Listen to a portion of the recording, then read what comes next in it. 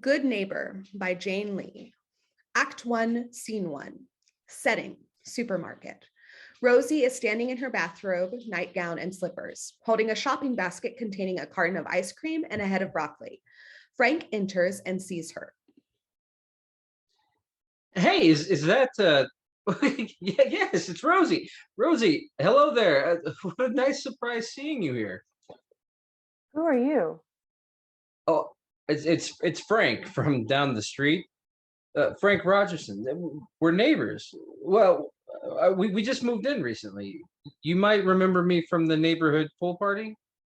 Right. And I'm so glad we ran into each other. You're just the person I've been wanting to see. What's going on in your life? Anything new? Nothing really. Nothing at all. Really? Are you sure? I'm sure. And Doug, how's he doing? Everything all right there? Well, he's fine. You know, I just saw him the other day. He didn't mention it. Well, I don't think he saw me. It was at the steakhouse. He was in one of the corner tables. You know the private tucked away tables in the corner. He was having lunch. Well, he must not have seen you. Yeah, well, he was occupied. He was with Marilyn. Marilyn? You must know her. She's been here much longer than us. I think she was living here before you and Doug moved in, wasn't she? Marilyn Feiger. Yes. Her and her husband. That's right. Marilyn Henry, the Feigers. Haven't you heard? I haven't heard. So Doug didn't tell you. Well, he never says much.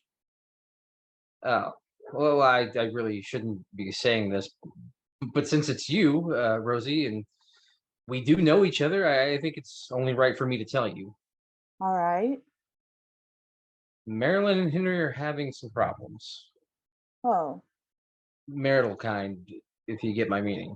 Well, they are married. Henry wasn't with her when I saw them at the steakhouse. It was just Marilyn having lunch with Doug. Doug's friendly with the neighbors. No, of course. I don't know what's been going on between the Feigers privately, but I wouldn't pry. But I understand Doug isn't the first man Marilyn's been seen out with, if you get my meaning. Why are you telling me this? I just trying to be a good neighbor, of course. I thought you should know what Doug's been up to. Well, Doug does a lot of business in the neighborhood. He probably does a lot of business over lunch. I have to admit, I'm a bit surprised Doug didn't mention it to you. You being friends with Marilyn and all. We're not friends, just neighbors. Well, her and Doug seemed like real good friends. Well, he does a lot of business in the neighborhood. You know, if you need any insurance, you should give him a call. I think the number's listed in the homeowners directory. I should go. My ice cream, it's going to melt. Don't let me keep you. You know, I think I'm just going to get another carton from the freezer case. Fade to black. End of scene. Act 1, Scene 2. Setting. Street in front of Mimi and Frank's house. The stage is only dimly lit. Spotlight on Marilyn as she enters holding a covered basket and a stack of flyers featuring her headshot. I don't know why I did it. He's not attractive. Well, you'll see him. He's always been a bit of a dope. Maybe a cute dope, but in a very dopey way. Not sexy at all. Then there's me. I always knew I'd be more than a pretty face. It helps to have it, though. People like a beautiful woman in politics. That's why I went to see him, of course, just for the vote. Doug's the perfect swing voter. No thoughts in his mind, but easily moldable. It seems obvious, but that's the kind of thing most people wouldn't think about.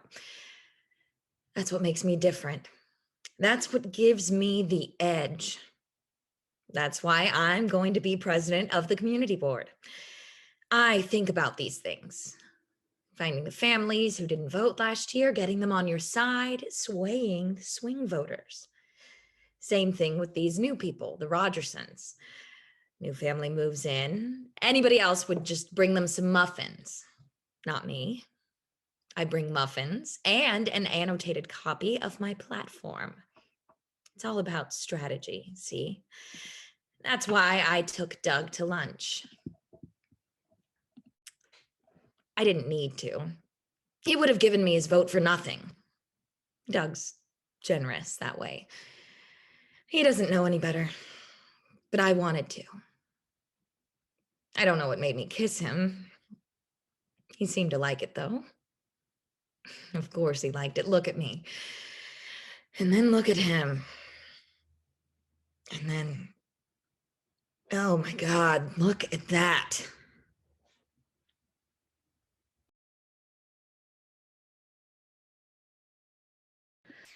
Spotlight on cow, a mailbox in the shape of a cow with a red flag sticking out of its head. Big, garish, over the top. Marilyn freezes. She's reached Mimi and Frank's house. Fade spotlight on Marilyn. Spotlight on cow remains. Fade to black. End of scene. Act 1, Scene 3. Setting. Kitchen. Rosie and Doug's home. A table and chairs. Rosie and Doug are eating dinner in silence. An uncomfortably long time passes before anyone speaks.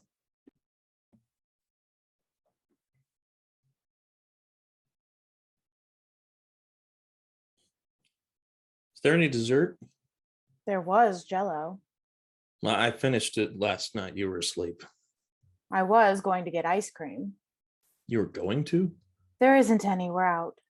But didn't you go to the market? I was tired. But there isn't anything for dessert. I made these pork chops and broccoli, didn't I? I got out of bed to make this dinner for you so it would be ready when you came home. What more do you want? Well, I said I like the pork chops. I just like to have dessert at the end of the meal.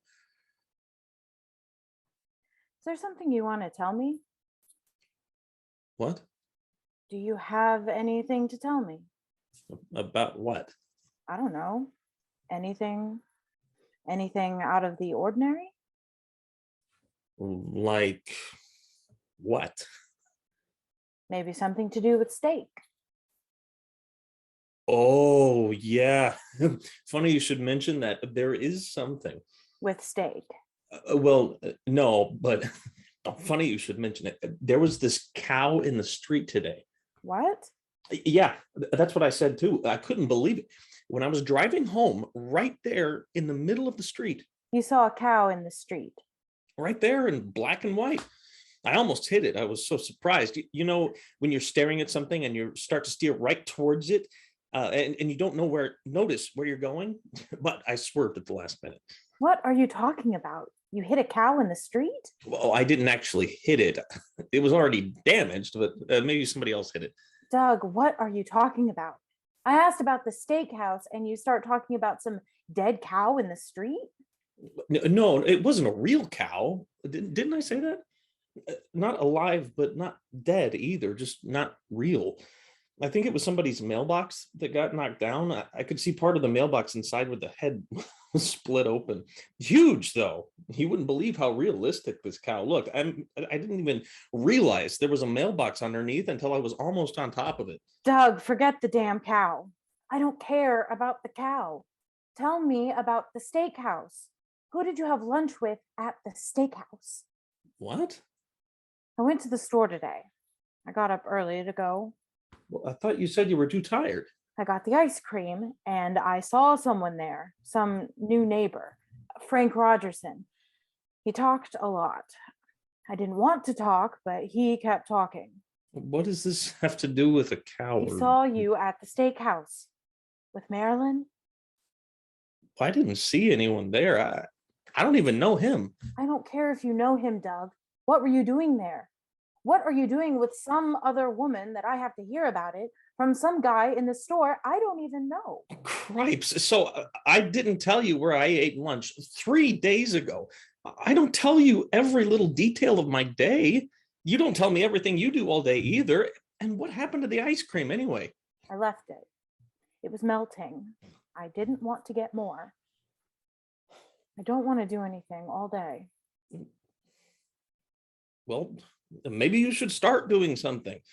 It wouldn't kill you for a change. Like, go to the grocery store and actually come back with some food for once when there's nothing in the house for dessert. Can you stop thinking about food for 1 second? Frank says Marilyn and Henry are having problems. And what do you think he's saying about us? That's none of our business. Frank's just trying to make trouble. It looks bad. People are talking. If he knows, they all know.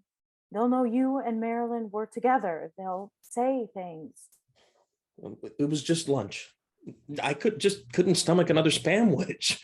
Maybe if you would ever go to the store, I wouldn't have to bring spam for lunch, and then I wouldn't need to go to the steakhouse. I went to the grocery store.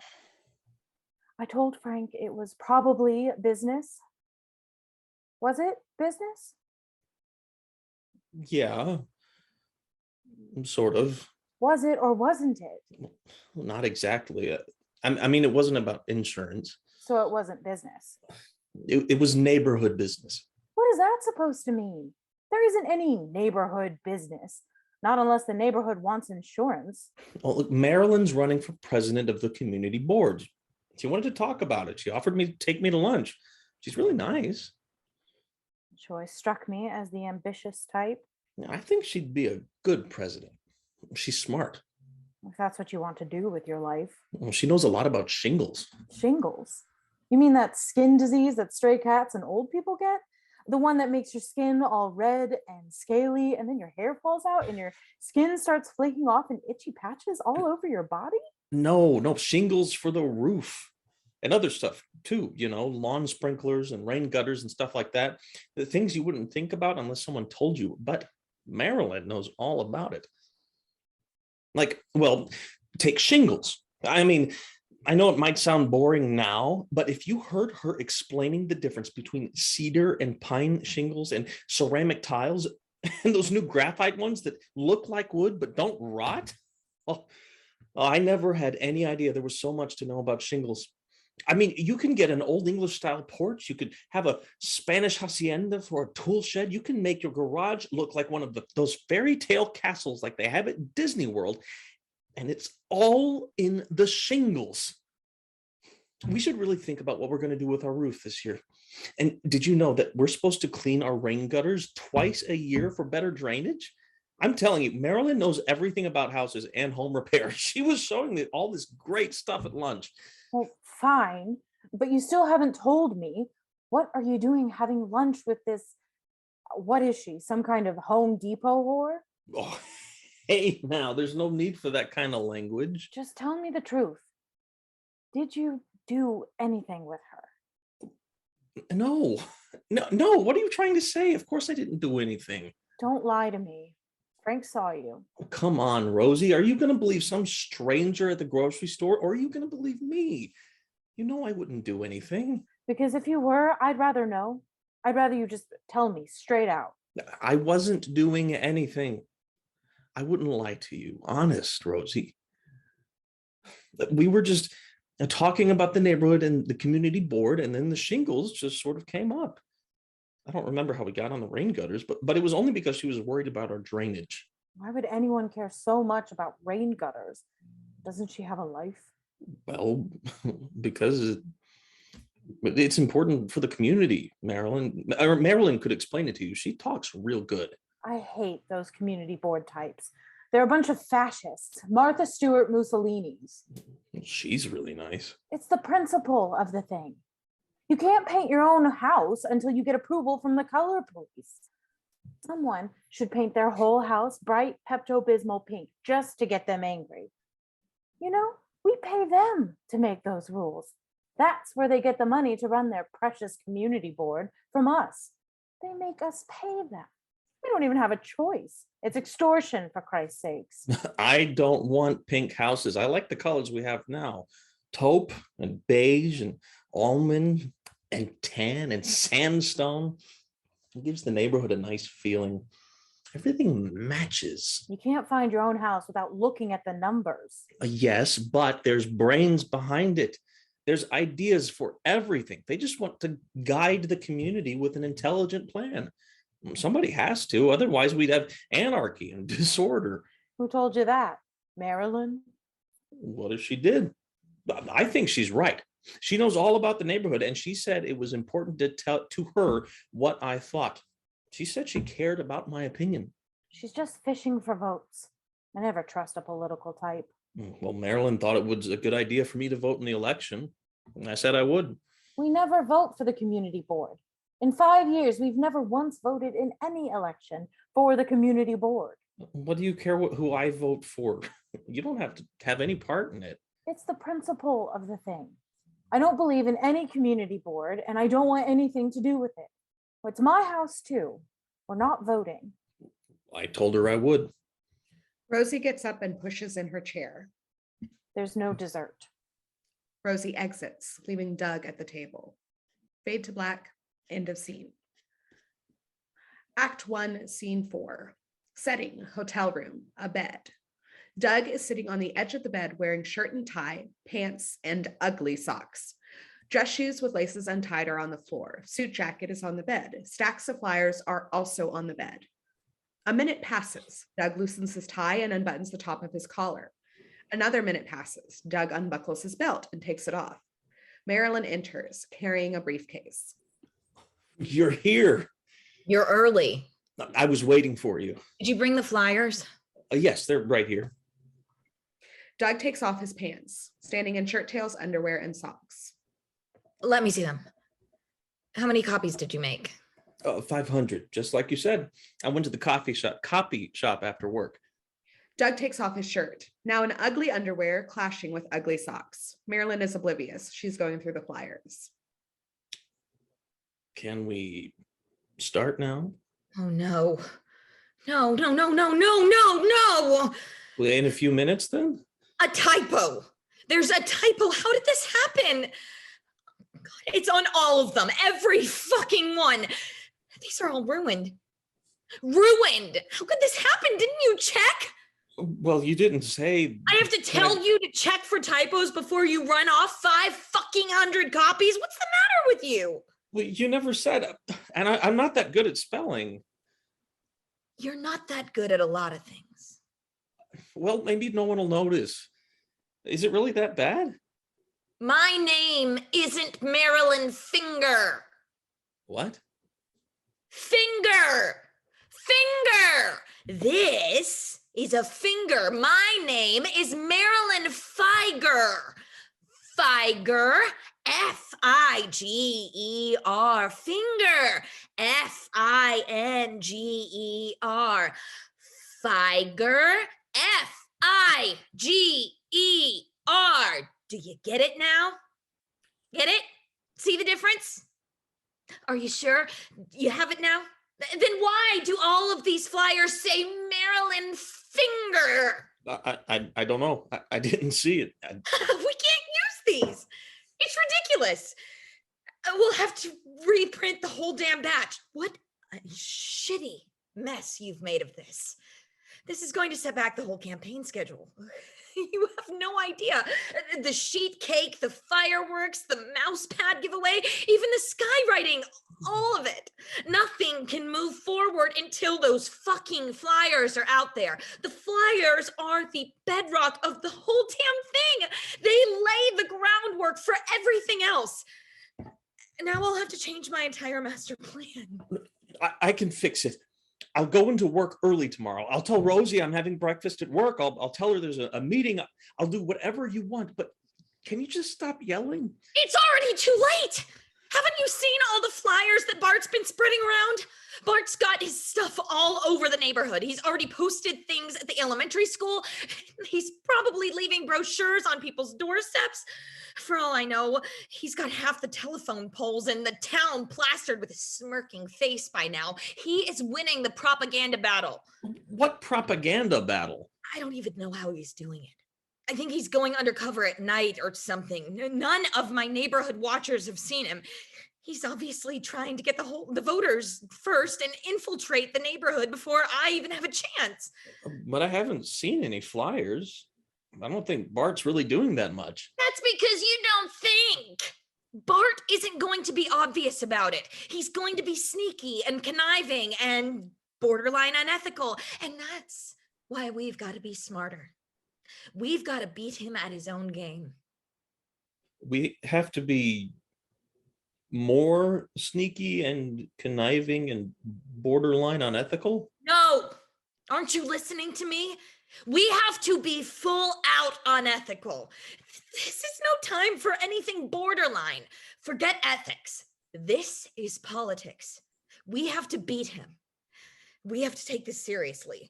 This isn't just some neighborhood coffee klatch we're talking about. This is political war. And Bart is the incumbent, and I am the challenger, and that makes him the enemy. Got it? Now, don't tell me what you think. Tell me what you're going to do. I'm gonna make new flyers. What else? I'm going to check for typos before I make them, What else?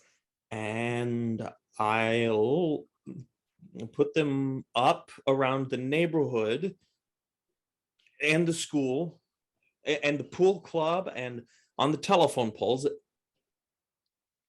and I'll take them around to people's houses. Don't talk to them. I don't want you talking to anyone. Well, I won't. I'll just leave the flyers under the door. Good. Leave the talking to me. What else? And War. Doug, remember? Politics is war. Every enemy attack must be answered with a stronger counterattack. and I'll go around the neighborhood at night and tear down all of Bart's flyers. Yes, that's it. Finally, a good idea. Oh, thanks. It's about time. Just Thanks. make sure that you bring me everything you find so I can keep an eye on what Bart's up to. And you'd better show me those flyers tomorrow before you put them up, just to make sure. Where do you want me to show you the flyers? Do you want to have lunch again? No, I don't want anyone else to know that we're working together. You should come here. We'll just meet here whenever you're doing anything for the campaign. Same time, same place. Good. Got it. Same time, same place. So, is that everything? We're all finished with the campaigning for today? That's all for today. And you're not mad anymore? Why would you think I'm mad? Well, I don't know. You just I just what? you were kind of yelling a little. Oh, that was nothing. Oh, Oh, and the people at the coffee shop should have paid more attention anyway. They should know how to spell my name by now. I give them a lot of business. Everybody should know my name. well, if you're not mad. Oh, I feel really good about this, Doug, don't you? I think we're really doing well here. I think we have a really good plan of attack. Yeah, me too. Doug starts taking off his socks. Great. So tomorrow then, bring the flyers. Marilyn exits. Doug sits alone on the bed. Fade to black. End of scene. Act 1, Scene 5. Setting, supermarket. Rosie is in her bathrobe again, but wearing shoes, t-shirt, and sweatpants instead of slippers and nightgown. Mimi enters. Excuse me. I'm sorry. Can I ask you something? Did you say something? Yes, I wanted to ask you, do you know where they have canned chicken soup? Do I look like I work here? No, I'm sorry. I know you don't work here. I just thought you might know where to find chicken soup. I'm not familiar with the layout here. I think the soups are over there. That's just the thing. I've been looking all over here for plain chicken soup, and well, look, this is all I can find. It looks like chicken soup. That's what I thought too. You know, picture of a bird and everything, noodles, bowls, vegetables. It looks like chicken soup, right? But look at the label. Just read what it says. No chicken soup. No chicken soup. See what I mean? No chicken soup. What is no chicken soup? I have no idea. I've never seen it before. No chicken soup. I think it's some kind of imitation chicken soup, you know, for vegetarians without chicken. Well, then what's in it? No chicken. But what's it made out of? Vegetables, vegetable broth, powdered vegetables, So why don't they just call it vegetable soup? because it's no chicken soup. It's made out of no chicken. Oh, naturally. That's bizarre. I know, isn't it wild? Look what else they have. The same company makes no beef stew and no tuna salad. I never noticed before. And I always shop here. This is my first time shopping here. Well, my husband usually does the shopping, but we haven't lived in this area very long. Oh, I'm sorry. What's your name? Rosie, I'm Mimi. Nice to meet you. Do you live around here? across the street in the subdivision there. You mean the one with the fake waterfall and geysers at the entrance? That's the one. But that's where I live. So we're neighbors then. I guess we are. Funny meeting here, isn't it? But I'm glad we ran into each other. I don't know a lot of people in the neighborhood yet. So it's nice to meet someone friendly who doesn't mind talking to strangers. Where in the neighborhood do you live? We're in the house with the big cow mailbox. You can't miss it. Cow in the street? Someone mentioned it to me, but I haven't seen it myself. Someone told you about our mailbox being in the street. Can you tell me who? Because someone actually tore it down the other day and threw it in the road. We didn't see who did it, but they left a lot of damage. It was just Doug who told me. That's my husband. I think he saw it in the road when he drove by, but he didn't see who did it. Oh, well, anyway, our house is around the corner from the park. If you drive by there, you'll see the cow mailbox. It's back up now. Where's your house? We live near the park, the top of the hill. That can't be too far from us then. I'm surprised we haven't met before. I don't get out much. I've never heard of a cow mailbox. Where did you get it? Well, I thought about making a goat, maybe a camel or a sheep, but I think a cowhide pattern is more fun to paint. You painted it yourself. You know, I wanted to be a painter when I was a little girl. Really? What kind of paintings do you like? Still lifes, landscapes? Oh, I never actually painted anything. I just watched that guy on PBS. The guy on PBS. He had this big bushy beard and huge poofy hair, and we always used to paint these happy little cabins in the woods with happy little pine trees and happy little clouds. Oh, you mean Bob Ross? I don't remember the name, but he had the most soothing voice, just like listening to a lullaby. And he kept talking the whole time he was painting. I think he used to talk to his brushes sometimes. Oh, yeah, definitely. That's Bob Ross. The joy of painting, right? Yeah, that was it. I remember now. He could paint a whole mountain range, clouds and a lake, and put in the highlights in 20 minutes. I wonder if he's still on TV. I wouldn't mind watching that show again. I haven't thought about it in years. I hate to tell you, but he's dead. Bob Ross is dead? He's dead. Cancer. He died, oh, it was years ago. So I guess you could say he's up there now with all those happy little clouds. God, I never knew. The funny thing is, while he was alive, he spawned this whole cottage industry of Bob Ross accessories, paints, brushes, painting classes, and it's still going strong. I had a friend once who was a certified Bob Ross instructor, which I guess means somewhere out there, there's a Bob Ross School of Art where you can get a diploma with your Bob Ross degree. There's a whole Bob Ross brand name. He's like the Chanel of public television. The good thing is he got a lot of people interested in painting, like you. I used to watch that show every day after school instead of cartoons. He made painting look so easy and so beautiful. I thought it might be fun. Oh, it is. It's a blast. I don't usually do flat paintings myself. I like three-dimensional projects, freeform sculptures, or things like the cow. I just find the canvas too confining. But it could be right for you. If you're interested, you should definitely give it a try. It's a great way to express yourself. I wouldn't know where to start. Take a class or just get some paint and start throwing it around. It's easier than you think. I'll think about it. I should get home now. I could lend you some stuff to get started with. I've always got extra paint and supplies lying around. Oh, I don't know when I'd have the time. Look, you should come by sometime. It's just down the street, right?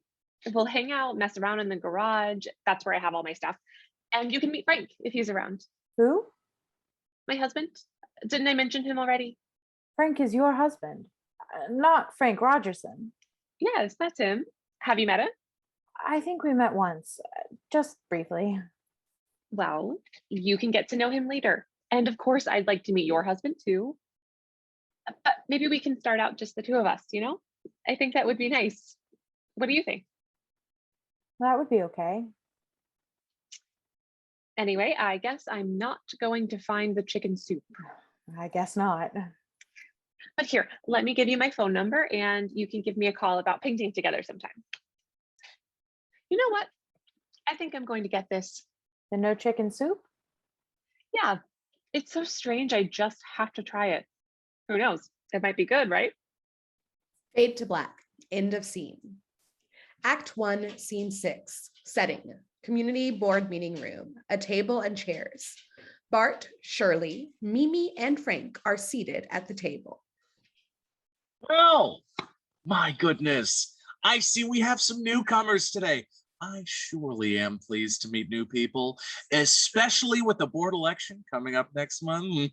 You may know me already from my picture on the front cover of the homeowners directory. I'm Bart, the board president. We are the Rogersons. I'm Mimi, and this is my husband, Frank. We just moved in a few weeks ago.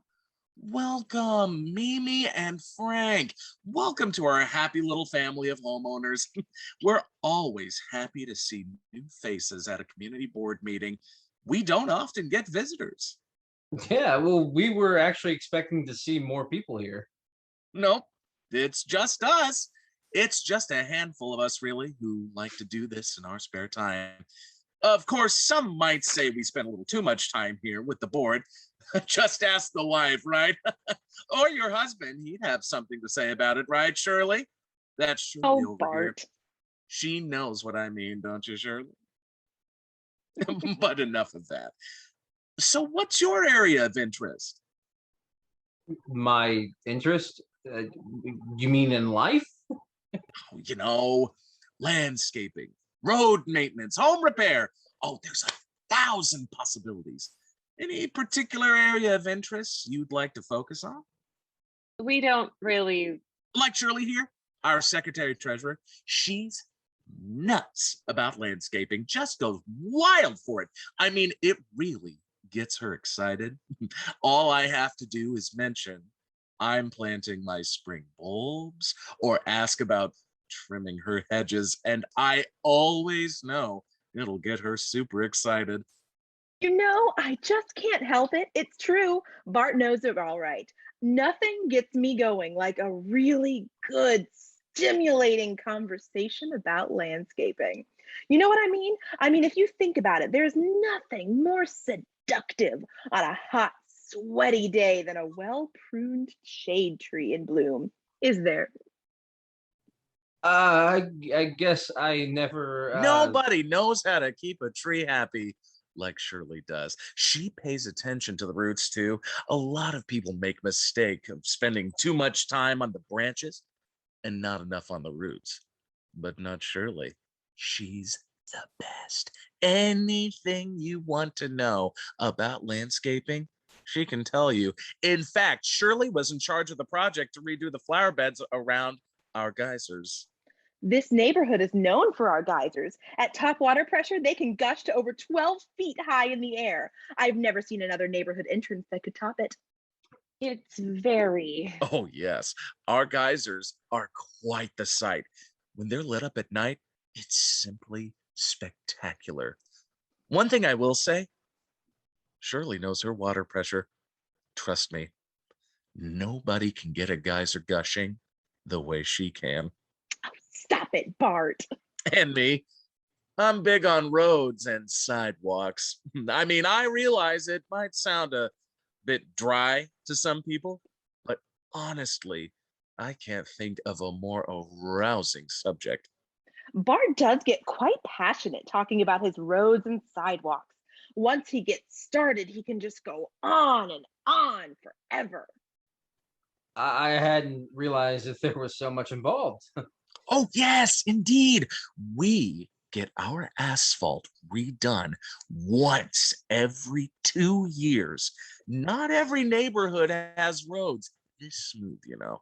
We make it our business to have smooth roads. We like our pavement real smooth, don't we, Shirley?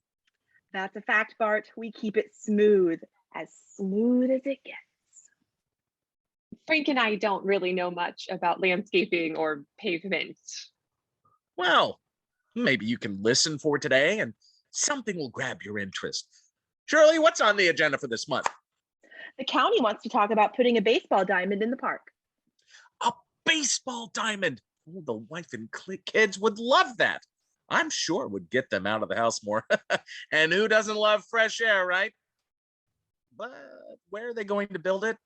There isn't enough room for a baseball field unless they make a tiny one between the playground and the picnic tables. No, they want a full-size field. They would put it in the open space area where the trails are. Oh, I love those trails. That's such a beautiful area. It would be a shame to see it all dug up for a baseball diamond. But we'd probably get some extra money from the county for landscaping around the baseball field. We could do a beautiful crosshatch mowing in the turf.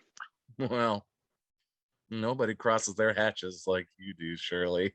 I bet the kids around here would love to have a place to play catch or pick up games with their friend. I mean, every kid needs a baseball field to play in. It would be a shame to lose that open space, though. Well, maybe, but what's the point of having an open space if you don't use it? The point of open space is not to use it. That way you can still see birds and wildflowers and wildlife in a natural setting. Otherwise, humans would just build right over every patch of ground around here. But it's not like we're living in a rural area with a wildlife preserve next door. This is the suburbs. People live here. Actually, there is a wildlife preserve just south of us. It's got 73 varieties of wildflowers plus 2 kinds of crabgrass. We're the first neighborhood in the area to include a nature preserve in the original community building plan. There you have it. Let's table this matter until a board subcommittee can examine it further. Shirley, your subcommittee can report to me in the next week. Is that all for tonight? We have an issue to raise. I'm afraid there has been an incident of vandalism since we moved in.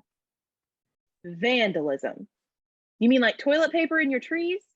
No, worse than that. Our mailbox was almost destroyed the very same day we put it up. I can't imagine why anyone would want to vandalize your mailbox. This is a very safe neighborhood. We take pride in the safety of our neighborhood. Well, this particular mailbox is more than just a mailbox. It's an art project. You see, Mimi made it herself. I made it out of paper mache. You might have noticed it if you've been near the park lately. It looks like a dairy cow. A cow? Yes, life size too. Your mailbox is in the shape of a life-size cow? That's right.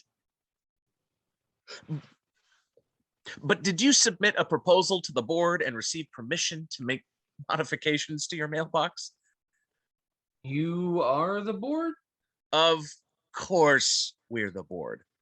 That's how we know you didn't submit a proposal to the board and receive permission to make modifications to your mailbox. I didn't realize we needed permission to make changes to our own mailbox. Well, you are new, I know. So allowances might need to be made. But modifications to a mailbox, And in the shape of a cow? well, it just isn't done. It wouldn't look right. Don't you see? Mailboxes and livestock, they just don't mix. I don't understand. Don't you care that someone destroyed our property? Nothing like this has ever happened before in this neighborhood. It's hard to know what to make of it. No one has ever wanted to modify their mailbox. And vandals in this neighborhood? Who could believe it? But you say the cow mailbox is no longer there. We did not say that. We said someone tried to destroy our cow mailbox and they almost succeeded, but I managed to fix it, so it's back up now. It was a lot of work to save it, but it's good as new.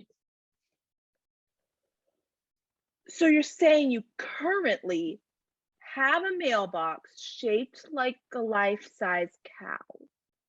Yes. In front of your house, in full view of the street. That's right. Well, my goodness, I really don't know what should be done. It's very irregular, isn't it? It's art. Yes, that may be, but all exterior ornamentations, adornments, embellishments, enhancements, frills, flourishes In short, all changes from the ordinary of any kind must be submitted to the board in a proposal and given permission by the board prior to making said changes. It's in the covenant you signed when you bought your house. This is a covenant-controlled community. I'm sure it was one of the features that most attracted you here in the first place. We're very proud of our covenant here. Well, I'm afraid we overlooked that particular clause and we didn't know we needed to submit a proposal. I mean, can't you just approve it now retroactively? But the board has never done such a thing. You are the board. And that's how we know it's never been done. Couldn't you make an exception? I don't know. This is all very disturbing, very troubling. Very disturbing indeed. We came here tonight to tell you that our property got vandalized, and now you're telling us that we're the victims? No. Don't worry. No one wants anyone to have any problems here. We pride ourselves on never having any problems in this neighborhood. We'll just have to table this matter for now until a board committee can examine it further. Shirley, your subcommittee can report to me in 2 weeks. All right, that's it. Nothing further on the agenda for today. Let's wrap up. Don't forget to vote in the community board election next month. Watch your mail for the ballots. Shirley, don't forget to have your subcommittee report to me on the election this weekend. I'm right on top of it. Ballots are going out next week, and the candidate statements are in the newsletters that went out yesterday. Everything's on track for a nice, orderly election. Fade to black. End of scene. Act 1, Scene 7. Setting. Living room. Mimi and Frank's home. Chairs or a couch. Mimi and Frank are seated together, Marilyn across from them.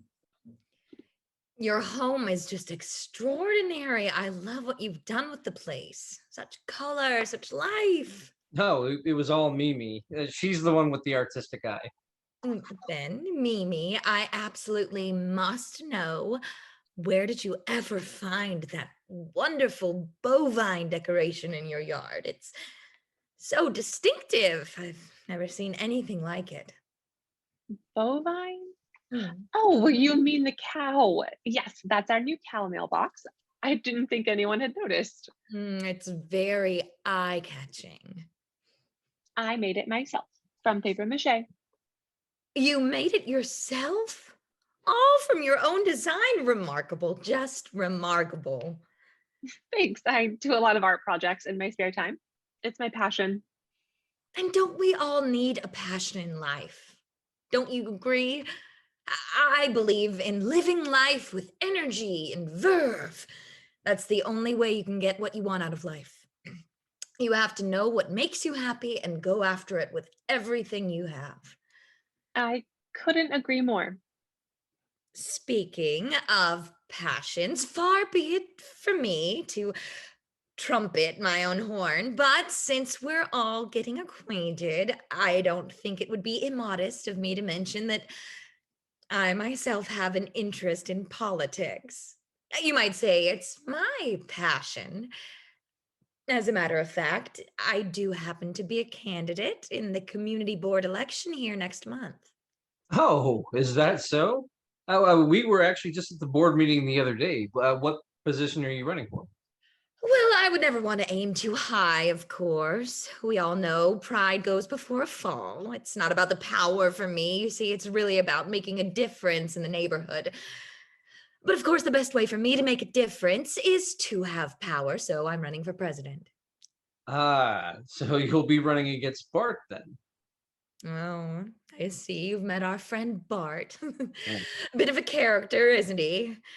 I wouldn't want to speak badly of a neighbor, but just between us, since we're getting acquainted, Bart hasn't shown the leadership this community board needs. I'm sorry to say the neighborhood has gone downhill during Bart's administration. He's just a lame duck, really. What this neighborhood needs, what we all need, is change. And that's me. I want to bring change to the community board. We are not really the types to get involved in politics. I try to stay away from controversy, you know. But I can tell you, I'm not at all inclined to vote for Bart from what we've seen so far. We tried to ask for his help, and all we got was bureaucratic double talk. All too common, sadly, in Bart's administration. Perhaps I can be of better help myself. What is it you need? I'm afraid we suffered some serious vandalism of our property. It was my mailbox, in fact. The cow, the one you were admiring. Someone tried to destroy it the same day I put it up.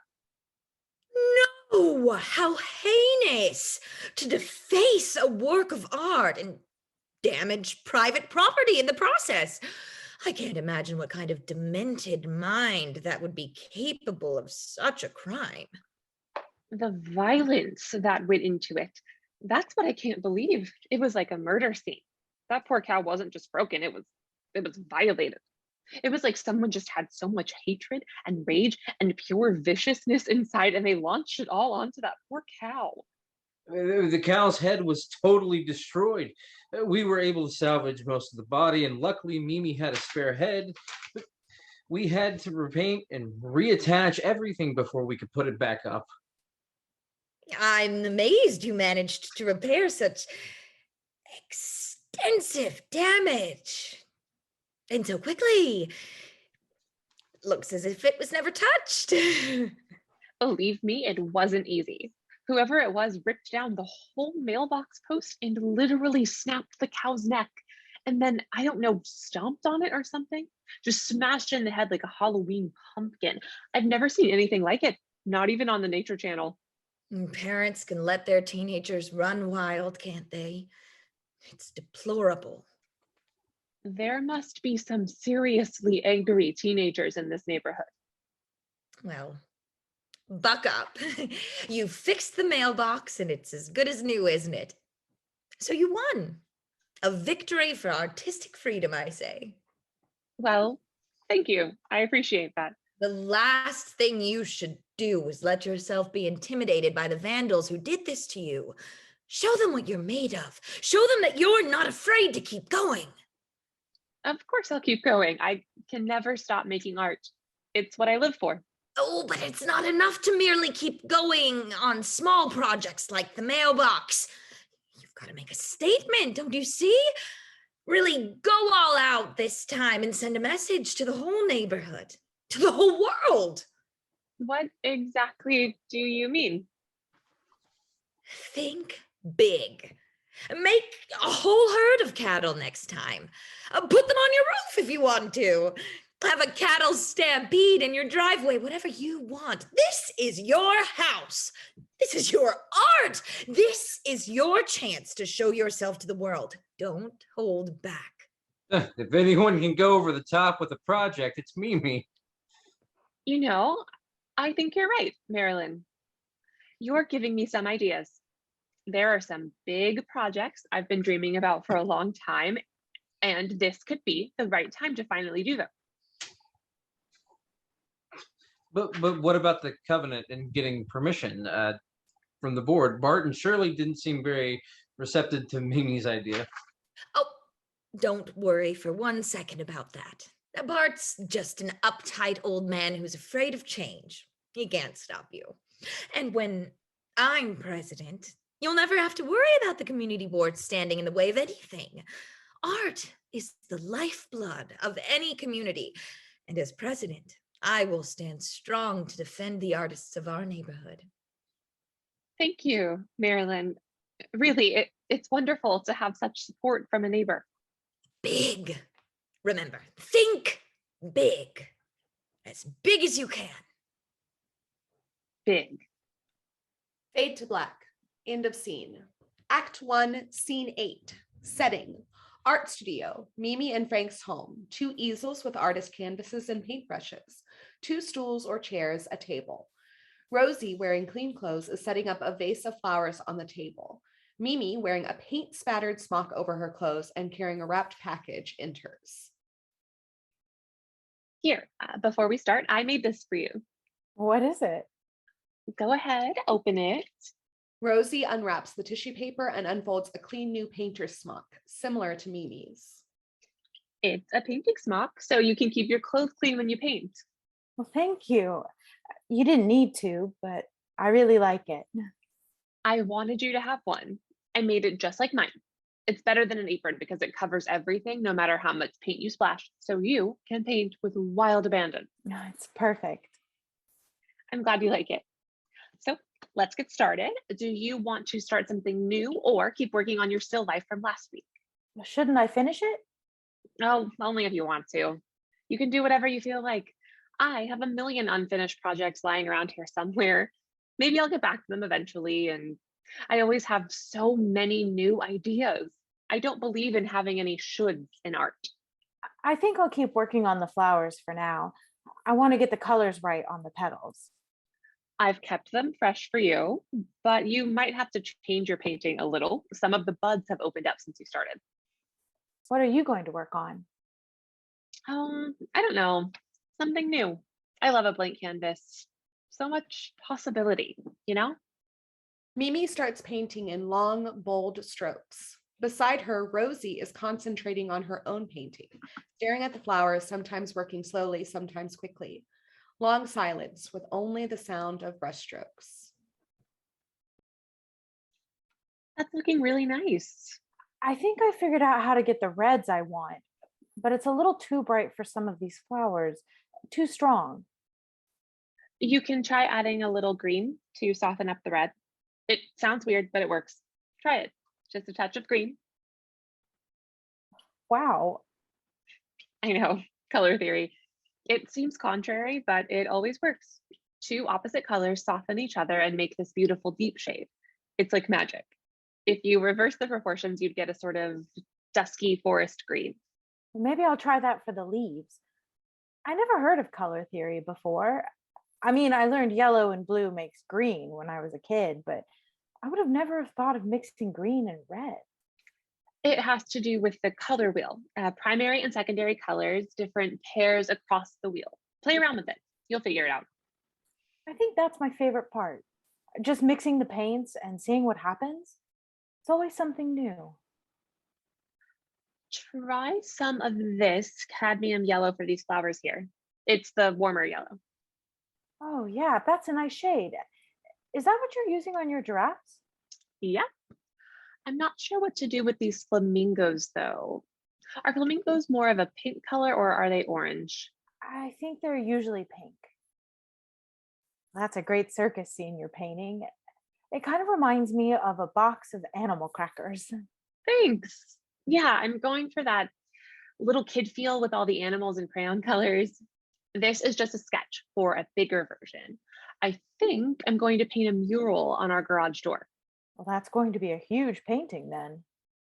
I've always wanted to do a wall-sized mural, but I'd never had a big enough space before. The garage door is just perfect. I guess that's why everyone says you should buy a house instead of renting an apartment. So you're going to paint a circus on your garage door? Yeah. Want to help? Sounds like a good weekend project to me. Fade to black. End of scene. Act 1, Scene 9. Setting. Hotel room. A bed. Sheets and covers are pulled back and the bed is rumpled. Marilyn is seated on the bed, slowly getting dressed, pulling on hose, buttoning shirt, etc. He's scurrying back home to Rosie now. I told him to go. He's good to have around, I guess. He's not exactly capable, and he gets the job done. And he's not bad with a Xerox machine either. Besides, it's not such a bad thing having someone around who can't think for himself. Every Rumsfeld needs his Bush. Every Bannon needs his Trump. And then there's Henry. He's not as dense as Rosie, but just as oblivious. It's all right. I always knew I couldn't expect much from him. He's a good trophy husband. I look at him as a business acquisition. It's politics. It's good for appearances to be happily married, as long as your spouse doesn't drag you down. The campaign is running smoothly, just like I knew it would. That insufferable twit Mimi took the bait like a fish on the line. God knows what hideous creation she'll come up with next. But whatever it is, it will be out there for all the world to see, lighting up the neighborhood in all its unsightly glory. And it's sure to galvanize the voters. Nothing like a good wedge issue to get out the base. The letters go out tonight. Doug's distributing them by hand.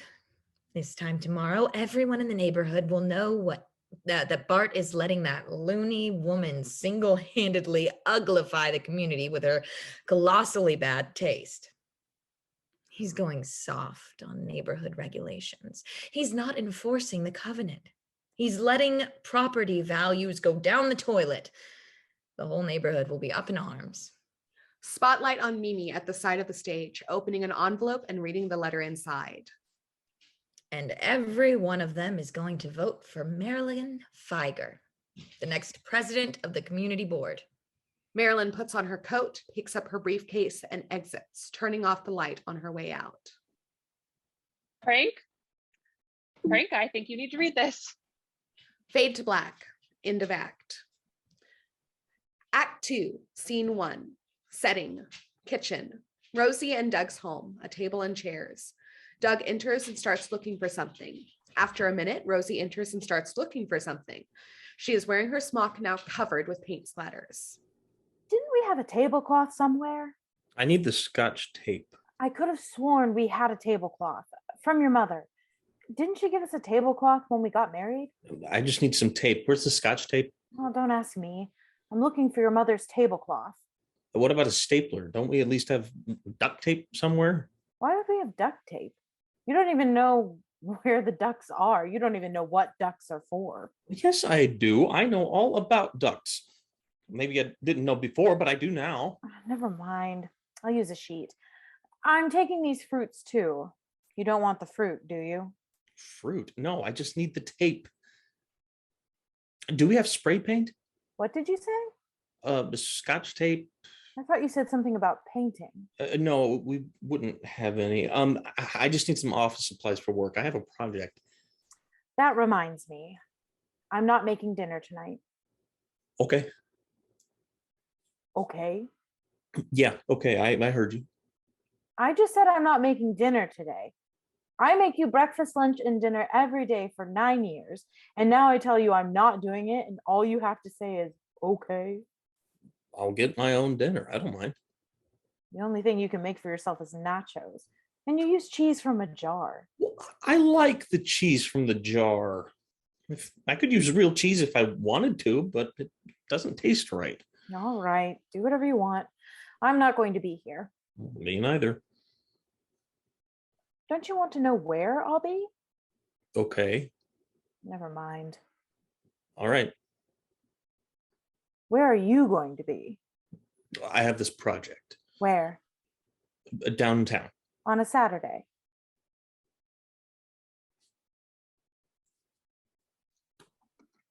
Rosie, can I talk to you for a minute? Oh, hi, Doug. Oh, hey there. I was just about to come over. I'm getting my things together for the still life. It'll just be a minute. Actually, that's what I want to talk to you about. Are you coming over too, Doug? No, I have to leave work. Sure you don't want to join us for dinner? He's got dinner plans of his own. You're more than welcome. Frank's making chicken and Rosie and I are taking care of dessert. I can't miss this thing downtown. I should get my coat. What did you want to talk about? I found this fruit for my still life, and I was going to get a sheet for the drapery. Would you mind not doing the still life today? I need some help with the mural. Well, sure, I'll help you, but I thought it was finished. Well, did you think of something to add? Not exactly. It's a repair job. Those jerks who tore down my mailbox came back. They spray painted big black X's and obscenities all over our mural last night. What? That's awful. Why would someone do that? Such a hateful thing to do. What does the writing say? That's the strange part. It says vote for Marilyn and stop the neighborhood circus. But her name is misspelled. It's misspelled? Whoever they aren't very literate. Well, I guess that it means it wasn't Marilyn. She may be a lot of things, but she's not stupid. She can certainly spell her own name. But she could have something to do with it. There were those letters. I can't trust her at all now. It's like she's egging them on. Who's them? Who do you think? The vandalists. Just some dumb kids, probably. Can't even spell. I don't think this is just some kids prank anymore. It doesn't seem like something kids would do. They even put up one of Bart's posters and painted a big X over his face. It's this ridiculous community board election stirring things up, but it's beyond me why anyone would actually care. Well, maybe they don't like the mural. Maybe they think it's hurting the neighborhood. That doesn't give them the right to deface other people's property. If it were that easy, I'd have torn down those god-awful decorative flags down the street years ago. Every week, they have a new one, and it's always some saccharine little bunnies or Easter chicks or teddy bears and cupids. It's nauseating. But I don't go and rip it up, do I? They want to hang crap from their porch and make their house look like a big Hallmark greeting card. That's their business. I just don't understand why anyone would get so angry about my art. It's happened twice in a row, and we barely moved in a month ago. Nobody here even knows me. Who would do something like this? What are you going to do now? I'm going to fix it. Frank's already started painting out the graffiti, and Rosie's going to help me redo all the circus animals. Rosie's helping you? Of course, she's the one who helped me make it in the first place. Didn't you know?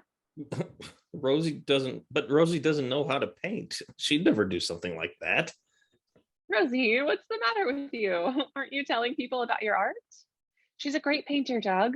She did the whole monkey section all by herself. You should come look at it after it's all fixed up. Yeah, maybe. I have to go. Don't let us keep you. Where's he going? I don't know. Somewhere downtown somewhere. He doesn't seem to be around much. I think that's the longest conversation I've ever had with him. Well, I guess he hasn't been home lately. I didn't really notice. I don't miss him. You two don't seem to have much in common. Am I wrong? No, you're right. We don't. It doesn't make a difference. He has his friends, I have mine. He's at work mostly. Can I ask, is he friends with Marilyn? Did Frank say something to you? I've heard some things. It doesn't make a difference. He said there was nothing going on. I don't think Doug's got the gumption to lie. But if he knows her, well, I just wondered, is all. Let's get to work. Do you have enough paint? Let's go. Rosie and Mimi exit. Fade to black. End of scene. Act 2, Scene 2. Setting, hotel room, a bed. Marilyn is sitting on the bed with her legs crossed, waiting impatiently. She is fully dressed with her coat on. Doug enters holding the briefcase. You're late. I couldn't find the tape. I had to go buy some at this office supply store. Well, hurry up. Let's see what you've got. I'm running late already. I have to be at my next appointment in 20 minutes. You're leaving? I have a lot to do. Some of the neighborhood families invited me to a potluck dinner to talk about the election. They all want to get rid of that circus mural. They're all going to vote for me. I thought you were having dinner with me. Oh, I can't, Dougie. I already said. These families are all very interested in meeting me. They're all coming together and uniting around their mural hatred of these sad, hapless people with their ugly art. It's a beautiful thing. But what about tonight? Can you come back after dinner? Of course, I'm not coming back all the way downtown again. What are you thinking? Come on now, don't be silly. Show me what you brought. Well, I thought we were having dinner. I told Rosie not to make anything. Well, order yourself some room service after I leave. Just hurry up and show me now. Here they are. I got the copy shop to blow up the photos and make color copies, and I looked for typos. Good. These are fine. Oh, yes, my hair looks fabulous. Just next time, put my name in script instead of block letters, will you? Doug, did you hear me? Yes. So I'll tape them up on the lampposts then. Obviously. What about the mural? What about it? They're going to fix it. They painted over the words. Feisty little devils. Well, what do you expect? Don't bother me with little details like that. Spray paint it again or just leave it. They got the message. Someone else might vandalize it tomorrow for all I know. The neighborhood's really coming together over this, just like I planned. Now, I have to go. Are you done? Well, Rosie's helping them. What? Rosie, she's helping Mimi and Frank with the mural. I can't imagine she'd be much help, but then they haven't shown any signs of good taste so far, have they? Just don't say anything to her. You'll be all right. I can't say any longer. Don't forget the flyers. When are we meeting again? Tomorrow? Oh, I don't know. Just put up the posters in the morning and you'll hear from me later, all right?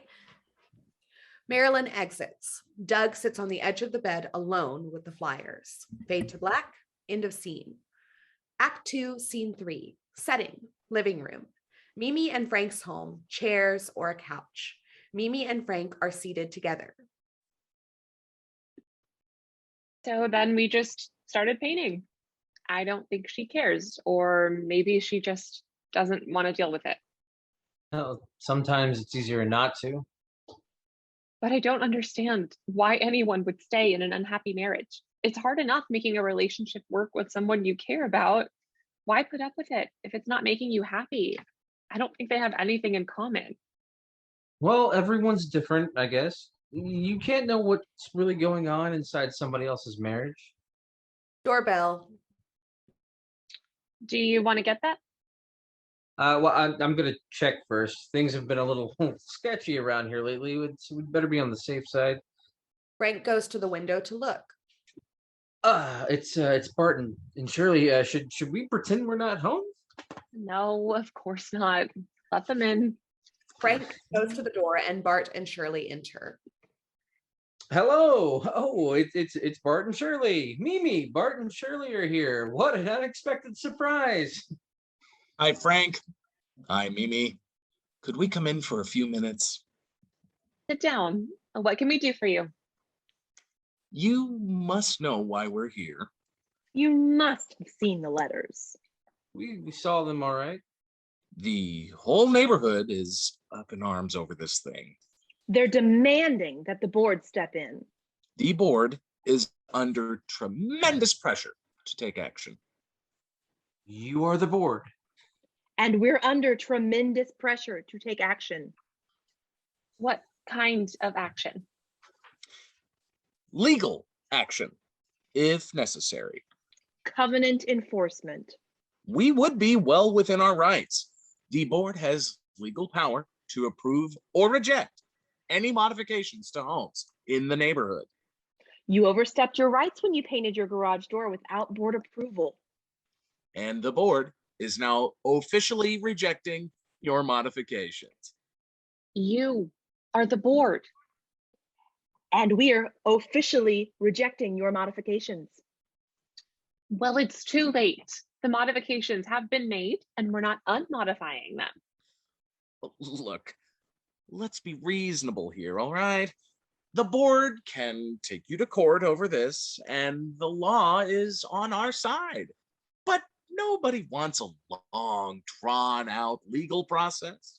It could drag on forever, and the financial cost of prolonged legal action would be sky high. Nobody benefits from that. Fine. All right. We don't want to go to court either. How about you just leave us alone and get over it? Look, we don't want to sue anyone. We just can't ignore a covenant violation of this size. This is serious business. We're asking you, as reasonable people, as neighbors, please take it down voluntarily and save us all the trouble of a court battle. Save you the trouble? Do you know how long it took to paint that mural and repaint it after it was vandalized? We'd be happy to help with the repaint. We could even chip in for the paint and supplies. All it would take is an hour or two. You could just take a couple big roller brushes and go right over everything with a couple coats in a nice neutral color. A neutral color. Did you ever hear of Diego Rivera? Michelangelo? Do you think the Pope ever asked him to plaster over the Sistine Chapel in a nice neutral color?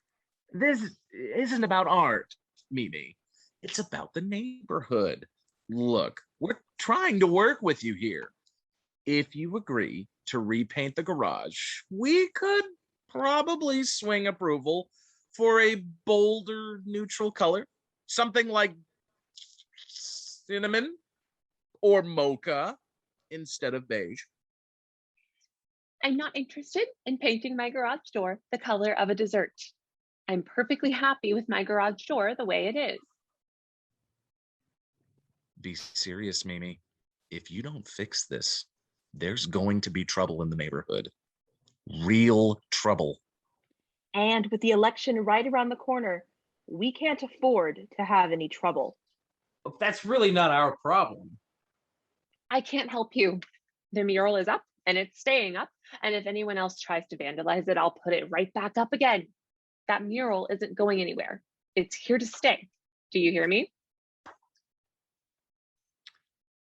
We hear you. We're sorry to hear you, but we hear you. Well, thanks for stopping by. Don't come again. Well, that was unpleasant. These community board types are awful. It's not just them. What do you mean? It's the others too. The other neighbors, this whole neighborhood. You heard them? People are calling, complaining, threatening legal action. They're vandalizing every piece of art I make. What kind of place is this where people care more about the art or the color of a garage door than their own neighbors? This is really bothering you. Of course it's bothering me. We live here. These people are supposed to be our neighbors, our friends, our community. Instead, they're hounding us. Well, they can't all be bad. I mean, it's the reasonable ones who are staying quiet right now. They're just being drowned out by all the fanatics. All right. Say there are some people here who don't hate my art. How many of them even know our names? Do we know theirs? What about Rosie? You're good friends with her. She's just one person, and she's an exception. I didn't even meet her in the neighborhood. I met her by accident in the grocery store. So what are you trying to say? What are you so upset about? Maybe we should move. Move away? Just pick up and leave? Why not? We just moved in. That's why not. Give it a chance, Mimi. Are they giving us a chance? I don't want to stay where I'm not welcome. We can't just turn tail and leave because there's a bully in the neighborhood. That's all Marilyn is, and Bart and Shirley too. A big stupid bully. We can't let them scare us out of our own home. It doesn't feel like a home. And I'm not scared. I'm tired. Tired of fighting these people, tired of repainting all my work. I should be making new art, not constantly repairing my old art. We could stay and keep doing it, but what's the point? The point is you can't let people like Marilyn win. If you let her get her way, she's never gonna stop. What are we going to do? Go to court? Pay a fortune in legal costs and spend all our energy on a losing battle? Face it, Frank, there's nothing we can do. We can't win here. Where did this defeatist attitude come from? What happened to the mural's up? It's staying up, and I'll keep putting it back up. That was just in front of Bart and Shirley. The truth is, I don't have the energy or desire to keep fighting these people. We can't move. It would send all the wrong signals. We'd be giving them exactly what they want. I don't care. I only know what I want. This isn't the only place in the world to live, but we have options. We should use them. If they want to keep running their neighborhood this way, fine. I don't need to change anybody. I'm not a politician or an activist. I'm not a crusader. I'm an artist. I just want to get out and go someplace where I can make my art in peace. Silence. They're at an impasse. Fade to black. End of scene. Act 2, Scene 4. Setting, supermarket. Frank is shopping with basket in hand. Doug enters wearing a rumpled suit and drifts around looking discombobulated. Frank watches him for a minute before approaching. Hey there, Doug, isn't it? Hey, it's good to see you. Oh, hi. Funny seeing you here. I thought Rosie usually did all the shopping. I just had to pick up some things. Well, do you need some help? You look a little confused. Well, You've never been here before, have you? not really. That's okay. That's okay. Mimi's the same. That's my wife. I sit here to pick up some soup once, and she came home with the strangest things. She's awful with these kinds of details, maps, instructions, shopping lists. It's all too structured for her. Uh-huh. What are you looking for? I need some cheese. Well, the dairy aisle is right over there with all the refrigerated stuff. Eggs and cheese are usually together with the milk. I already looked there. It's kind of funny, actually, if you think about it. I mean, what do eggs and cheese have to do with each other, really? I mean, one comes from a chicken, one comes from a cow. I mean, why don't they put milk and cheese and yogurt with the beef instead? It all comes from the same place. That would be gross. Well, and then, of course, you'd have to put the eggs with the raw chicken, and that would just be one big salmonella party. I was just looking for some cheese. Right, of course. Why would you care about cows and chickens and eggs and cheese? Hey, why would you care about anything but what you want? What did you say? What kind of cheese are you looking for? Well, I don't know the name. No but- problems, no problems. I happen to be something of a cheese connoisseur. Just describe it for me. Hard, soft, or crumbly, aged, fresh, or raw, goat's milk, sheep's milk, cow's milk, or buffalo? It comes in a jar. A jar. A jar? Like I'm not familiar with any cheeses packaged in jars, but sometimes they sell the fresh mozzarella in plastic tubs. Is it in a brine of some sort, or is it perhaps some kind of Italian import? No, it's American. I think it might be Frito-Lay. It's good for nachos. Oh. Is it orange?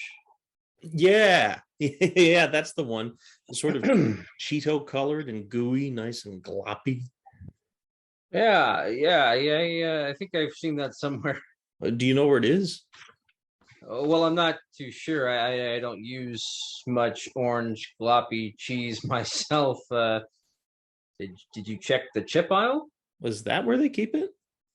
I think they usually have the jars of cheese on a little rack by all the bags of chips, for dipping, with all the vacuum packed sauces and artificial sour cream. Oh, that sounds great.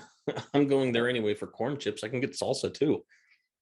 Doug, wait a minute. I wanted to ask you, What? how's Rosie doing? Rosie? Yeah, you know, your wife. She's fine, I guess. She's around. You know, she's getting to be pretty good friends with my wife, Mimi. Yeah, I know who Mimi is. So I see lots of Rosie. She's over at our house a lot. We can talk anytime. All right. Heard from Marilyn lately? Maybe. What about her? Nothing special. Just wondering. She's busy getting ready for the election. Yeah, I know. Is that all? What do you think? I have to go. Hey, you know, you're an idiot if you think Marilyn gives a damn about you. She's too ambitious to care about anything but herself. You don't know what you're talking about. You're not thinking straight, Doug. That's all I'm saying. All right? And you'd better thank your lucky stars that Rosie hasn't left your sorry ass yet. Here's your cheese. Frank exits. Doug stands with the jar of cheese in his hand. Fade to black. End of scene. Act 2, Scene 5. Setting. Indeterminate clandestine location. The stage is dark except for a single spotlight on the actors. Marilyn stands at arm's length from Bart and Shirley, who are standing close together. What's this about? I'm a busy woman. I don't have time for shady secret meetings unless I call them myself. You win. We tried talking to the Rogersons. We went to them personally and offered them a reasonable compromise. They won't budge. Stubborn, aren't they? I knew I could count on them to be stupid to the very end. Everyone's outraged about the mural. If I can't get rid of it, I won't get enough votes to hold on to the presidency. And the Rogersons won't move. They won't remove it without a court fight. I knew they would be trouble as soon as I saw them. With people like them, you can't just leave them alone. If you give them an inch, they'll take a mile.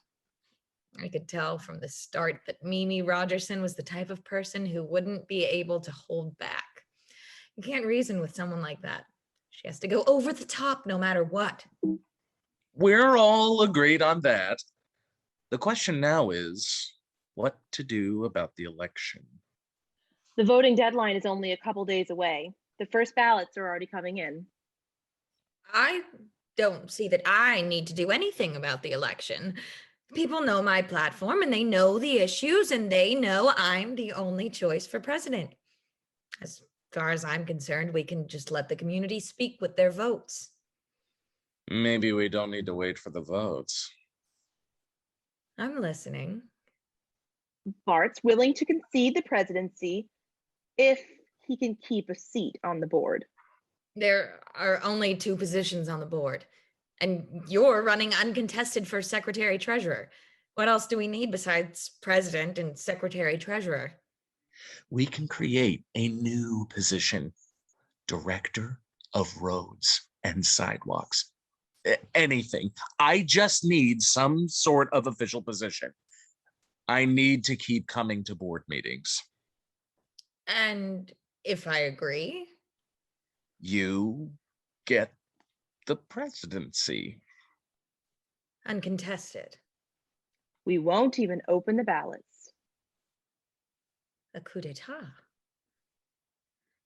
Circumvent the democratic process and subvert the will of the people. Install an autocratic leader with no accountability to voters. It's perfect. Fade to black. End of scene. Act 2, Scene 6. Setting. Living room. Mimi and Frank's home. The chairs are covered in bubble wrap. Cardboard boxes are on the floor. Rosie enters carrying a flat package. Hello. Hey there. Anybody home? We're in here. Just a sec. Frank and Mimi enter carrying cardboard boxes. Rosie, hi. I'm glad you came over. I thought you could use a hand. Anything I can help with? Yeah, yeah, that would be great. Thanks. I think most of these boxes in here are ready to go, right, Mimi? If you could just take the this tape and seal them up for us. Sure. So this is it, huh? Uh, moving truck is coming in a few hours. I wish you didn't have to go. Hey, this isn't the end of anything. We'll still have our weekend projects together, won't we? It's not that far away. You can make it over to the new place once in a while, and there's always the phone. This isn't really goodbye. I know, but still, I know. you're the first friend I ever had in this screwy neighborhood. I love you too, Rosie. Yeah, come on, Rosie, don't worry. You'll meet new people. You'll make more friends. I don't know. I'm not good at making friends, and I don't get along with people. Oh, Rosie, you're great at making friends. Of course you are. You just don't know it yet. You met me, didn't you? Well, that was all because of you. I didn't even want to meet you at first. Now you know for next time. You should take a chance on people. Anyway, you didn't have to talk to me in that soup aisle. You could have just left me with my crazy fake soup or made me feel stupid and strange like most of the people here would have. But you didn't. I knew. I could see there was something in you. You'll have to come by the new place for dinner sometime. There's a nice yard with a deck. We could have a barbecue out on the patio one of these summer nights. Well, that would be nice. Of course, by then there'll probably be a mural painted on the floor of the deck if Mimi has her way. You can help me paint it. You'll be fine here, Rosie. I know you've lived here a long time, but you're a different person now. You have your own resources. It won't be like before. No, I won't let it. Anyway, I brought something for you. Rosie hands her package to Mimi. Mimi unwraps the package. It's a painting. Oh, Rosie, you're still life. You finish it. The flowers and the fruit, it's so beautiful. Well, I couldn't have done it without you. That's really nice, Rosie. The way you catch the light there and the draping of the cloth, it's just lovely. But are you sure you want to give it away? I mean, your first painting. Maybe you should keep it. No, I painted it for you. Take it for the new house. Thank you, Rosie. We'll think of you whenever we see this. That'll be the first thing that we put up on the wall. Are you sure you want to leave? I mean, I can't blame you for not liking Marilyn. I guess if I could get out of this nut house of a neighborhood, I would too. But it's just that. That what? It's okay, Rosie, just say it. Well, it's just that me and you, we're just getting to know each other. I mean, we've only known each other for a few weeks, even though it feels like longer. I know. It just seems like we barely met, and now you're leaving. And I don't understand why you want to leave this behind. I know it's not perfect, this neighborhood, but is it really that bad? You can't just get used to it? I mean, don't you like being near me and being able to paint together every week? Oh, Rosie, of course I like being with you. I love being friends with you.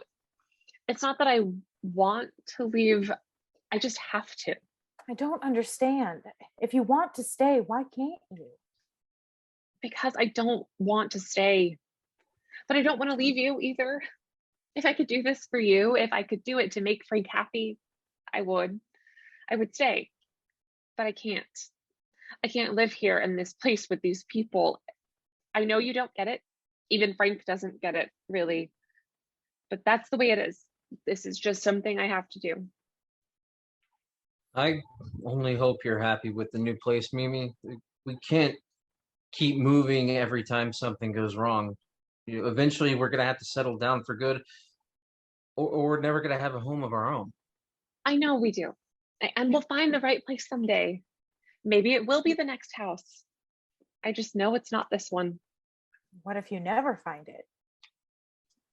Then I guess we'll keep moving. At least we're still searching, right? It's better than settling for something you don't want. Well, I like being settled. I like knowing what to expect. It's easier to get used to what you know. Well, there's nothing to say you have to get used to things you don't like. Remember that, Rosie. You don't have to settle for anything. You can change it. Only if you have to put down the roots before you can build anything up if you want to build anything permanent. There's definitely something to be said for stability, but I think Mimi's only happy if she has something new to explore. I do love discovering new things, but the hardest part of leaving is always the people you leave behind. I'm really going to miss you, Rosie. I'm glad I got to know you, even for a short time. You changed everything. You too certainly left your mark on this neighborhood, didn't you? Imagine how much stress you added to Bart and Shirley's lives. They probably had to cancel their subcommittee sessions just to cope with all the controversy. We're taking the mailbox with us, you know. Frank already dug it up for me. But I'm going to leave the mural as it is so you can still enjoy it for a little while and remember me until the new neighbors move in, whoever they are. Oh, I'm glad you're leaving it up. We put a lot of work into that garage door. At least it'll still be there to annoy the neighbors for a little while longer. Ah, yes, that's us. The burr under the neighborhood saddle even after we're gone. I hope they're happy now that they've got rid of us. The feeling is definitely mutual. Well, we should finish up the packing, and we don't have much time before the movers get here. I've got a couple of hours before Doug gets home. Let me give you a hand. Fade to black. End of scene. Act 2, Scene 7. Setting. Street in front of Mimi and Frank's house. The stage is dimly lit. Spotlight on a for sale sign where the cow mailbox used to be. Marilyn stands in front of the for sale sign holding a bunch of balloons. I won, of course. The election, too. These people are so easily moldable. I could do a lot of things with them if I wanted to. A whole neighborhood answering to me. I could do a lot of good with that kind of power. If I wanted to stop there. We had the most votes ever in the election. You might think it was those new people with their ugly mural that got the neighbors fired up, but it wasn't. It was me. Who really cares about one idiot's mooing mailbox on the curb? Nobody. That's who. Not until I make them care. Luckily for this neighborhood, I'm the kind of woman people pay attention to. Of course, it's lonely at the top. Not that I mind. I'm used to being around people who can't match up. Oh, I know the things they say about me, that I'm controlling or manipulative, a bitch. Well, that's just a word men use for a woman that they can't keep up with. Bart, Doug, even Henry, they're all the same. Weak. Just look at these new people and the way they folded. I thought for a while they might actually stand up to me, but like everyone else, they caved in the end. Almost a shame, really. It was a nice challenge in a way. Just a little diversion, you know. I did it all for the good of the neighborhood. And don't think I'm stopping now. Oh, I'll make sure this neighborhood has the cleanest roof lines and the brightest paint jobs in the city. Believe me. Nobody's stepping one toenail out of line with me in charge. But I've got bigger fish to fry. The shingles are only a stepping stone. There's a whole world out there beyond this little neighborhood, and it's just waiting for me to conquer it. Marilyn Feiger. Here I come. Marilyn exits carrying the rest of her balloons. Fade to black. End of scene. Act 2, Scene 8. Setting. Kitchen. Rosie and Doug's home. A table and chairs. Rosie sets the table for one. Doug enters. Well, you're home early. 6:30. You haven't been here for dinner in a while. Is there anything for dinner? I didn't make anything, if that's what you mean. I'm having cereal. You could get yourself a bowl and the milk. Doug gets the milk and puts it on the table. Rosie pours herself cereal and milk while Doug gets himself a bowl, spoon, and drinking glass. Doug sits down. I saw the moving truck at the Rogersons, so I guess they left. Yeah, Looked like that cow mailbox was gone too. they took it with them. Marilyn should be happy about that. And she won the election, you know. She's the president of the community board now. You should be happy about that. Not really. You know, I was sort of helping her out a little with some things of some of the election stuff for campaign, just flyers and things. I don't know if I mentioned it before. You didn't. Oh, But I'm not surprised. You're pretty obvious, you know. oh. So you knew about me helping with the election, I mean? Not exactly, but I figured. You were never around. I guess. I guess I should have told you. I didn't mean to spend so much time. I just got caught up in it, sort of. I wasn't thinking. It didn't make a difference to me. I had my own things going on. So it was okay with you then? Me working with Marilyn, I mean? I didn't say that. Oh, I said it didn't make a difference. Not that I was okay with it. ugh. Like I said, I had my own things going on. You mean with Mimi? Not necessarily just with Mimi. But you're done now with your things? Well, things with Mimi are done for now, but I'll still be doing other things. Like I said, I've got my own things to do. Oh, You'd better find something to do with yourself too, you know, now that the election's over. I don't want you hanging around here too much and getting in the way. I kind of got used to you being gone. oh. I don't think Marilyn needs any more help with the community board. Well, then maybe you could go over to the Home Depot and get to work on some of those home repair projects she told you about. Maybe you could clean out the gutters or paint the siding or, I don't know, shingle something. Maybe. Rosie, I really like your painting. What are you talking about? You haven't seen any of my paintings. You don't even know what they're paintings of. I mean the circus animals. On Mimi's garage door, I saw your monkeys. They were really good. Oh, well, fine then. Thanks, I guess. I'm sorry it got vandalized. What should you be sorry for? It's not your art. It doesn't have anything to do with you. I just wish it hadn't happened. Anyway, I didn't know how important it was to Mimi or to you. You could have asked. You know, one thing about you, Doug, in the 9 years we've been married, you're not a very good speller.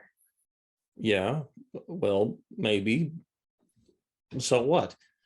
You're not a very good liar either. Yes, I am. I told you I didn't like Marilyn. I told you I didn't want to get involved with those community board people. You don't even care about shingles. You couldn't give a shit about shingles. So what were you doing, going in and messing around in that stupid election? It was something to do. I don't know. I guess I was just bored. Maybe I was a little lonely. Oh, so Marilyn kept you company. Was that it? Just helping out a neighbor with some friendly goodwill? We used to talk, you and me, remember? We used to do things together. Well, that hasn't been for a long time. All I ever wanted was you, Rosie. Give me a break. Jesus Christ, come on. I mean, come on. All I ever wanted was you. Jesus Christ. What are you, in a Lifetime television movie of the week? It's true. If that's true, you sure don't know how to act like it. I don't know how to talk to you, Rosie. Maybe I never did. I don't remember ever seeing you try. You never seemed too interested in talking with me before now, before Marilyn got tired of you too. Is there anyone who doesn't get bored with you, Doug? Well, maybe I got tired of her. She's mean.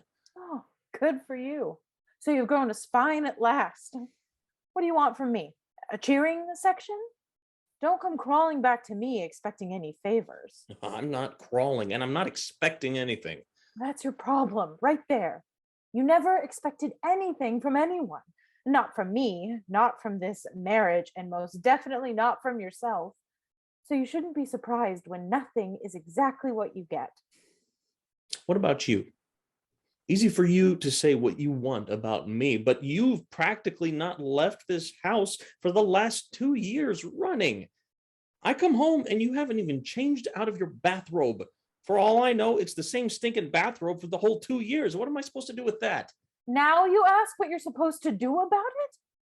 All you ever did was leave me alone. What are you talking about? What are you supposed to do with it? What did you care? As long as dinner was on the table and you had something for dessert, you didn't give a flying fuck how I was feeling. It's not like everything was all hunky-dory with me either. You weren't the only one miserable in this house. What do you have to complain about? Well, maybe I'd like to have a wife I can sit down with and enjoy a nice dinner with once in a while, with conversation and, clothes. Who do you think made all those dinners every night? Excuse me if I didn't have time to dress up after I cooked your meal. That's not what I meant. It's not the food that I wanted. What then? Just to talk.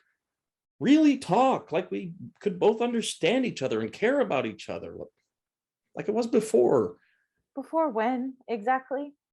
When exactly was this time before when you and I ever had this beautiful picture of marital bliss you're describing? Before everything got this way, before all this, when we actually wanted to be together. We must have wanted that, didn't we? Or why else would we be here now? We must have wanted the same things and made plans for things and talked about things, didn't we? You and I can't talk like that, Doug. We've got nothing to say to each other. Maybe I've got things to say. Then what's stopping you? I'm just sitting here. I'm not doing anything to stop you. But you have to listen. It has to be both of us. We both have to try. We could try, I guess. Well, there you have it. What? The first real conversation we've had in years. Probably the first real conversation since we've lived in this stupid neighborhood. It's what you wanted, isn't it? And it's a fight. Go figure. Silence. They eat their cereal. Fade to black. End of scene. Act 2, Scene 9. Setting. Street in front of Mimi and Frank's house. Bright daylight. The for sale sign is still there, with Marilyn's balloon still tied to the sign. Chris is carrying and stacking cardboard boxes. After a minute, Rosie enters carrying a covered plate. Hello. Hi there. You must be the new neighbor. I'm Rosie. I live nearby. Nice to meet you, Rosie. I'm Chris. You'll have to excuse the mess. I'm still a little disorganized here. Well, I guess you just got here then. I see you haven't had time to take that down yet. Oh, the for sale sign? Yeah. I've been so busy, I haven't had a chance yet. Well, actually, I meant the mural on the garage door. I'm surprised you haven't taken it down yet. Why would I take it down? Aren't you going to? No, are you kidding? You can't take down a work of art like this. You mean you like it? Of course, I love it. I loved it as soon as I saw it. That's why I had to have this house. I wasn't planning to get such a big place for just myself, but the mural is so unique. I just couldn't resist. No other house is going to be this fun and cool. Wow. Well, I just assumed. So you're keeping it then? Wouldn't you? Oh, sure. Well, definitely. I'm just glad it'll still be here. I was afraid whoever moved in would want to get rid of it. Oh, I'm sure all the neighbors would be disappointed if I got rid of it. No, don't worry. I love the mural. I'll take good care of it. All the neighbors will be so relieved. I wouldn't touch it. It's perfect the way it is. I'm so glad to hear you say that. Well, I just wanted to stop by and welcome you to the neighborhood. I brought you some cookies. So, welcome. Well, that's so sweet of you. Thank you. Where in the neighborhood do you live? Not far from here, just down the street. I used to be pretty good friends with the people who lived here before you, actually. Oh, you knew them? Oh, then you must know the person who painted this mural. Yeah, I knew her. She must be an amazing person. When you look at a piece of artwork like this, you can just see the personality that went into it, the soul.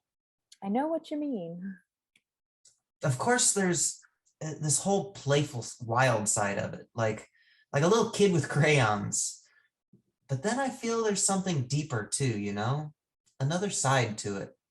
Someone who knows what it's like to be unhappy and what it's like to be free. Just look at the expression of these monkeys over here. It really makes you feel something. You know, that's funny. I actually painted those monkeys myself. You did? Really? That's fantastic. You know, I should take these inside, but why don't you come in? I'll make us some coffee and we'll have your cookies. Are you sure? I wouldn't want to get in the way. Not at all. We're neighbors, aren't we? We should get to know each other. All right, I'd like that. Hey, are you doing anything special this weekend? This weekend? No, not really. Why? I have this project in mind and I could use a hand. Something for my garage door. Fade to black. End of play. Da-da.